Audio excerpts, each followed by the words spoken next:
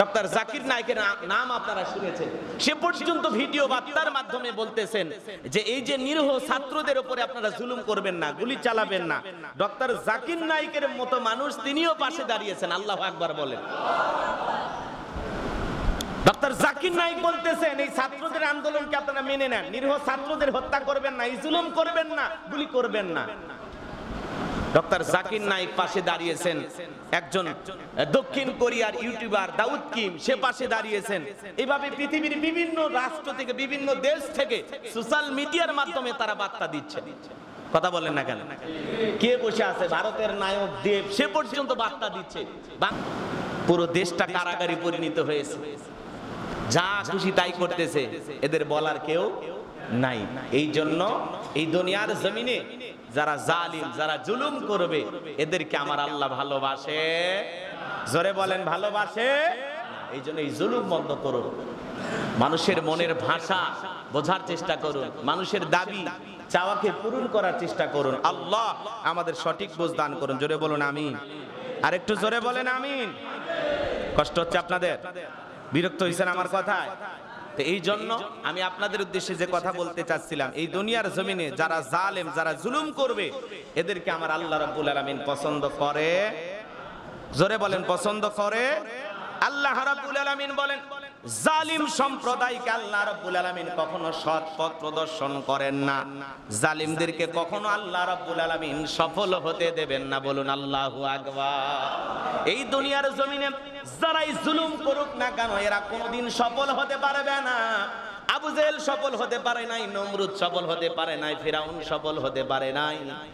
এই পৃথিবীর জমিনে সমস্ত জালেমদের পরিণতি হয়েছে, কোন কাফের বেঈমান জুলুম করে টিকে থাকতে পারে নাই। আজও তাম পৃথিবীর জমিনে যারা জুলুম করতেছে, অত্যাচার করতেছে, নিরীহ মানুষের উপরে বিদায় করে দিচ্ছে, নানাভাবে ষড়যন্ত্র করতেছে। মনে রাখবেন এই দুনিয়ার জমিনে যত ধরনের জুলুম করা হোক না কেন, এই দুনিয়ার জমিনে যারা জুলুম করবে এরা কখনো চিরকাল টিকে থাকতে পারবে না। কথা বলেন ঠিক কিনা? এই জন্য বিশ্বনবী হাদিস শরীফের ভিতরে বলেছেন, মুহাম্মদ রাসূলুল্লাহ সাল্লাল্লাহু আলাইহি সাল্লাম বলেছেন, যারা নির্বোধ লোকদের নেতৃত্বে থেকে আমি তোমাকে আল্লাহ তাআলার হেফাজতে অপূর্ণ করলাম। তিনি কাব রাদিয়াল্লাহু তাআলা আনহু বললেন, হে আল্লাহ রাসূল, এটা কি রূপ হবে?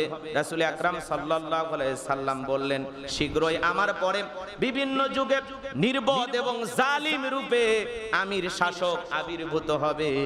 আর যে ব্যক্তি তাদের সান্নিধ্যে থাকবে এবং তাদের মিথ্যাকে সত্য বলে স্বীকার করবে, তাদের অন্যায় এবং জুলুমকে সহযোগিতা করবে, সে আমার দলভুক্ত নয়, সে আমার দলভুক্ত নয়। তাদের সাথে আমি রাসূলের কোনো সম্পর্ক নাই এবং কঠিন কিয়ামতের ময়দানে তারা হাউজে কাউসারের পানি পাবে না। চিৎকার মেরে বলুন আল্লাহু আকবার। জালেমের জুলুমকে সমর্থন করার কোনো সুযোগ নাই। জালেম শাসকের এই জুলুমের পক্ষে যারা সাফাই গাইবে, আল্লাহ রাসূল বলতেছেন সে আমার দলভুক্ত নয়, সে আমার উম্মত নয়। রাসূল যদি আপনাকে উম্মত বলে পরিচয় না দেয়, তাহলে দুনিয়ার জীবনে, দুনিয়ার জমিন সফল না বিফল? বলেন সফল না বিফল? তাহলে আমরা ব্যর্থ উম্মত হয়ে রাসূলের কাছে হাজির হতে চাই না, আমরা সফল উম্মত হয়ে হাজির হতে চাই। এজন্য আমরা অবশ্যই জুলুম দেখব যেখানে, অন্যায় দেখব যেখানে, প্রতিবাদ করব সেখানে। কথা বলেন ঠিক কি না? এইজন্য আল্লাহ রাব্বুল আলামিন বলেন, কুনতুম খায়রা উম্মাতিন উখরিজাত লিন-নাস তা'মুরুনা বিল মা'রুফ ওয়া তানহাউনা আনিল মুনকার। তোমাদেরকে উত্তম জাতি বানাইলাম, ভিআইপি বানাইলাম, মর্যাদার আসনে বানাইলাম, শ্রেষ্ঠত্বের আসনে বসাইলাম। তোমাদের দায়িত্ব হলো সৎ কাজের আদেশ দেওয়া, অসৎ কাজ থেকে মানুষকে বিরত রাখা। বলেন আল্লাহু আকবার। এই জন্য আদল প্রতিষ্ঠিত করতে হবে, ন্যায় বিচার কায়েম করতে হবে, মানুষের অধিকার প্রতিষ্ঠিত করতে হবে, কাজ করতে হবে জনগণের জন্য। কথা বলেন ঠিক কিনা? কাজ করতে হবে দেশের জন্য, কাজ করতে হবে সমাজের মানুষের জন্য, কাজ করতে হবে ইসলামের কল্যাণের জন্য, মানুষের কল্যাণের জন্য, ইমানদারদের টিকিয়ে রাখার জন্য। কথা বলেন ঠিক কিনা? আপনি ভালো কাজ করবেন, ভালো ফলাফল পাবেন, মন্দ কাজ করবেন, মন্দ ফলাফল পাবেন। আপনি একজন মানুষের সাথে যে আচরণ করবেন, ঠিক আরেকজন মানুষ আপনার সাথে সে আচরণ করার জন্য রেডি থাকে। আপনি কারো প্রতি জুলুম করবেন, কাউকে হত্যা করবেন, কাউকে বর্বরভাবে বিদায় করবেন, মৃত্যুর পরে কারো চোখ তুলে নেবেন, আপনার চোখ তোলার জন্য আরেকজন রেডি হয়ে থাকবে, ওইভাবে আপনাকেও বিদায় করে দেবে। আজকে দেখেন বাল্যকালের বন্ধু, যে বন্ধুর সাথে চলাফেরা, যে বন্ধুর সাথে ওঠা বসা, আজকে সেই বন্ধুই পরিকল্পনা করে হত্যা করে বিদায় করে দিল। সমাজ গেছে কোন জায়গায়? বন্ধু জীবন নিতেও পারে, বন্ধু জীবন দিতেও পারে, অথচ জীবন দেয়ার মালিক কে? জোরে বলেন কে? আমরা এগুলো কথার কথা বলে থাকি। সম্মানিত হাজিরিন, যে কথা বলতে চাচ্ছিলাম, এই ক্ষমতার দাম্ভিকতা অহংকার দুনিয়াতে আজকে নতুন বিষয় নয়। এই পৃথিবীর জমিনে একজন শাসক এসেছিল, যার ক্ষমতার দাম্ভিকতা ছিল, নাম হলো নমরুদ। এই পৃথিবীর জমিনে যারা ক্ষমতার দাম্ভিকতা অহংকার এমন পর্যায়ে গেছিল, নিজেকে রব বলে দাবি করেছিল।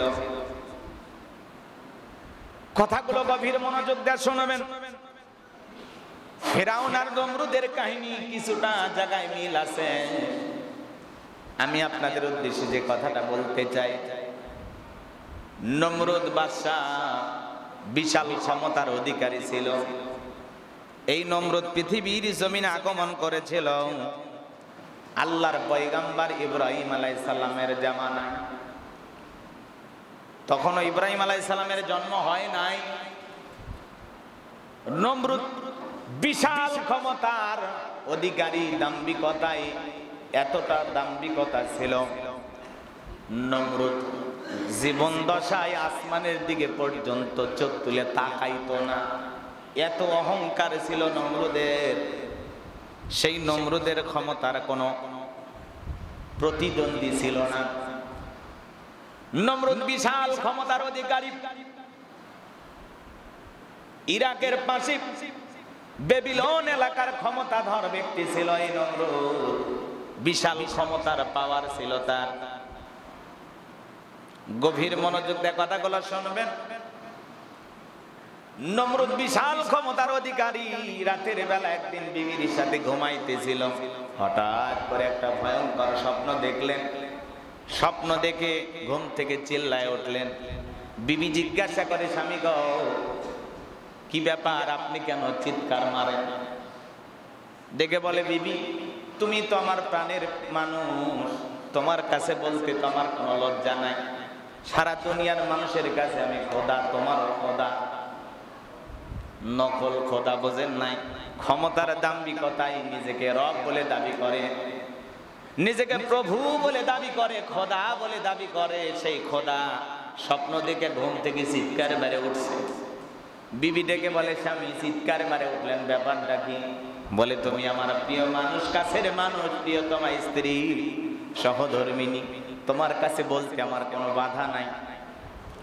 আমি এমন একটা স্বপ্ন দেখেছি রে বিবি, আমি একটা সিংহাসনে বসে আছি, একটা কয়েক বছরের ছোট্ট বাচ্চা ঈশা আমাকে এমন ধরে একটা ঘুষি মারছে, থাপ্পড় লাগায়া দিছে, যার কারণে আমার নাক মুখ দিয়ে রক্ত বের হয়ে যাচ্ছে, আমার চেহারাটা বিকৃতি হয়ে যাচ্ছে, মনে হয় আমার দমটা বের হয়ে যাবে, এমন একটা অবস্থা। তাই নাকি? বলে, হ্যাঁ। স্বপ্ন দেখেছো, ভালো কথা, এই কথা জনগণকে বলতে যাইও না।